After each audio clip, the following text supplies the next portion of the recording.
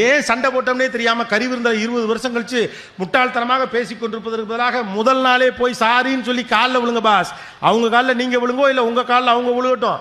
வேலையை பார்த்துட்டு இட்லியை சாப்பிட்டு டிவியில் ஏதாவது காமெடி ஷோ பார்த்துட்டு படுத்து தூங்குங்க பாஸ். வாழ்க்கை ரொம்ப சிம்பிள். பிம்பிலி கீப் பிலாப்பி, டோன்ட் காம்ப்ளிகேட்.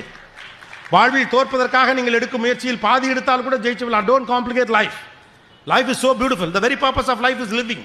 வாழ்தலின் அடிப்படை நோக்கம் என்பது வாழ்வது தான். அதற்கு பிறகு தான் சாதிக்கிறது. இமயமலையில் போய் கொடி பிடிச்சி இப்படி நிறுத்தி இந்த போட்டோ எடுத்துக்கிறது, செல்ஃபிகளில் லைக்ஸ் வாங்குறது, ஃபேஸ்புக்கில் லைக்ஸ் வாங்குறது, இவ்வளோ பேர் ஃபாலோவர்ஸ் இருக்காங்கன்னு பீத்திக்கிறலாம். அதுக்கப்புறம் வரட்டும், முதல்ல வாழுங்க.